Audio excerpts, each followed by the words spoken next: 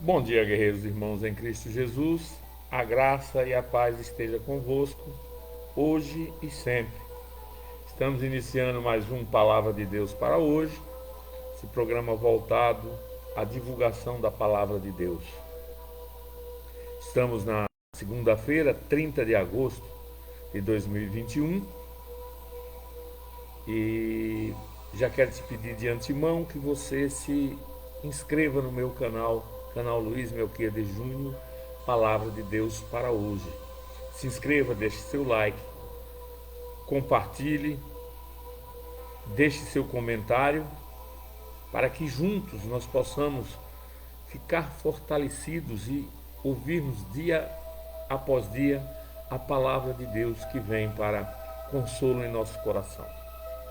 Te peço agora que você abra sua mente, seu entendimento, abra principalmente o seu coração e peça para que o Espírito Santo de Deus fale com você nessa manhã.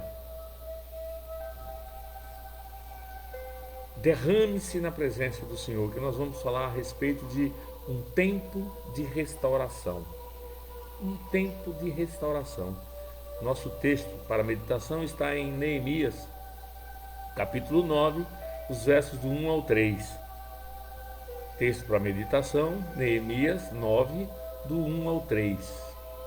No dia 24 desse sétimo mês, o povo de Israel se reuniu para jejuar a fim de mostrar sua tristeza pelos pecados. Eles já haviam se separado de todos os estrangeiros. Em sinal de tristeza, vestiram roupas feitas de pano grosso e puseram a terra na cabeça. Então se levantaram e começaram a confessar os pecados que eles e os seus antepassados haviam cometido. Durante mais ou menos 3 horas, a lei do Senhor, seu Deus, foi lida para eles. E nas 3 horas seguintes, eles confessaram seus pecados e adoraram ao Senhor. Glórias a Deus. E nas 3 horas seguintes, eles confessaram os seus pecados e adoraram ao Senhor. Quando é que nós identificamos que a nossa casa precisa de um reparo, de uma reforma, de um conserto ou de uma restauração? Detectamos isso quando aparecem as rachaduras, quando aparecem as infiltrações, quando aparecem sinais de mofo, quando a pintura começa a ficar velha, quando o cimento começa a saltar da parede, entre outras coisas. Na vida espiritual também é assim. Se sabemos identificar os pontos de restauração na nossa casa material, precisamos também saber identificar os pontos de reforma, pontos de restauração em nossa casa espiritual. É o momento em que nós olhamos para dentro de nós e começamos a ver as rachaduras nos nossos relacionamentos, as infiltrações dos pecados ocultos, os sinais de mofo causados pela religiosidade, a pintura da espiritualidade ficando velha. No entanto, é mais fácil para nós ver o que precisa ser mudado na vida do outro, na casa do outro, mas como é difícil enxergar aquilo que precisa ser mudado em nós mesmos. Quando não conseguimos identificar os pontos de restauração em nossas vidas, o próprio Deus se encarrega de nos mostrar cada detalhe que precisa ser restaurado. A restauração é algo extremamente necessário na vida dos filhos de Deus. A todo instante precisamos deixar Deus reformar as nossas vidas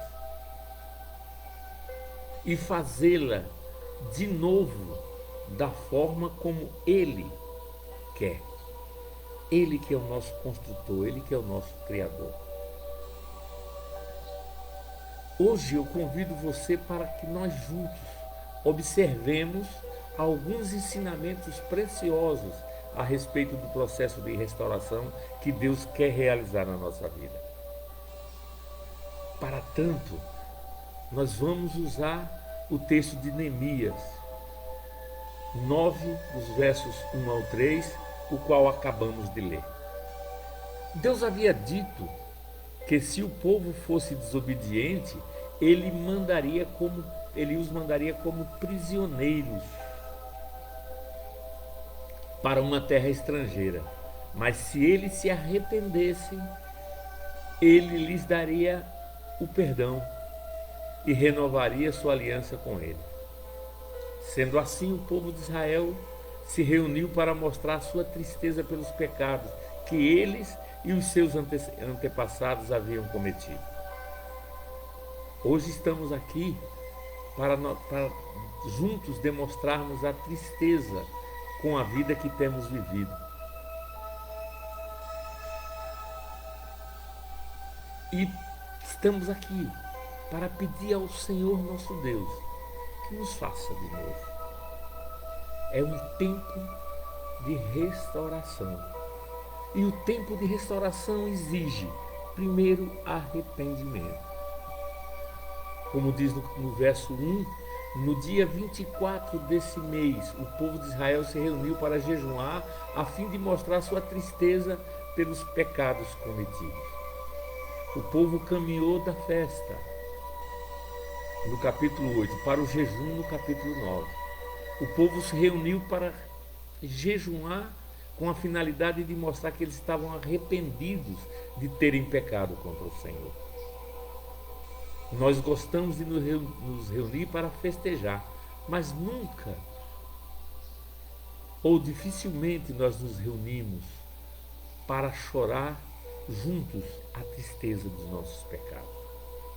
O povo reconheceu seu pecado, e isso é sinal de profundo arrependimento. Arrependimento literalmente significa uma mudança radical de pensamento. Precisamos ter uma mudança de pensamento que nos leve a uma genuína mudança diária na vida. Dessa forma, a restauração começa com um choro, com quebrantamento, com humilhação, com contrição diante de Deus. Não podemos adorar o Rei da Glória antes de contemplarmos a triste condição do nosso pecado. Qual foi a última vez que você jejuou para se quebrantar diante de Deus? Qual foi a última que você jejuou? Qual foi a última vez que você jejuou por causa do pecado do povo de Deus? Qual foi a última vez que você fez uma reunião de pecadores para chorar a tristeza do pecado cometidos contra o Senhor? É tempo de restauração. E o tempo de restauração exige separação de tudo que Deus condena. Eles haviam se separado de todos os estrangeiros. Neemias 9, versículo 2, parte A. A restauração implica em obediência incondicional ao querer de Deus. Deus não aceita uma obediência parcial, porque obedecer parcialmente a Deus é o mesmo que desobedecer a Ele.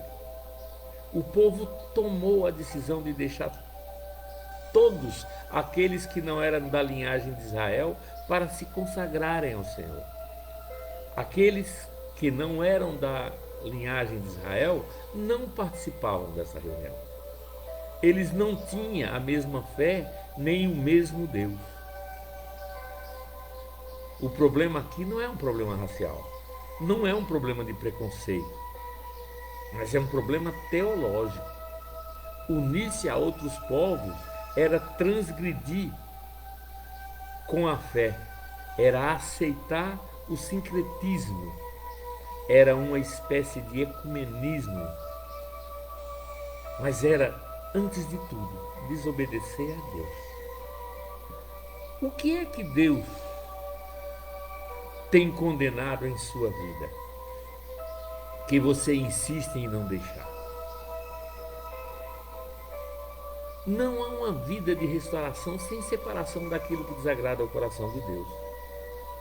Não adianta cantar, levantar as mãos, bater palmas, fazer orações longas, cara de santo, se você continua fazendo aquilo que Deus condena. Ele não aceita o seu louvor, não aceita a sua adoração, sem antes você ter passado por um tempo de restauração. E o tempo de restauração exige confissão de pecados. Na parte B do versículo 2 de Neemias 9, a palavra do Senhor diz que em sinal de tristeza vestiram roupas vestidas de pano grosso e puseram terra na cabeça. Então se levantaram e começaram a confessar os pecados que eles e seus antepassados haviam cometido. Quando somos iluminados pela verdade da palavra, deixamos de nos justificar e então reconhecemos o nosso pecado e os confessamos a Deus. Veja bem o que é que diz esse verso. Quem esconde os pecados não prospera, mas quem os confessa e os abandona encontra misericórdia. Provérbios 28, 13. É próprio da natureza humana esconder os seus pecados e ignorar seus erros. Isso faz parte da nossa natureza. Mas como podemos aprender o que é certo se não estamos dispostos a reconhecer o que está errado? Um dia alguém disse o seguinte: os erros são uma lição para se meditar e não para se reproduzir. Um erro serve para nos ensinar uma lição.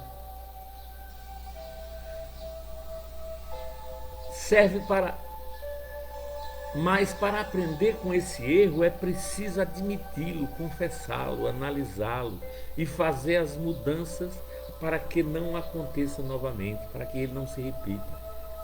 Não há purificação se não houver confissão de pecado.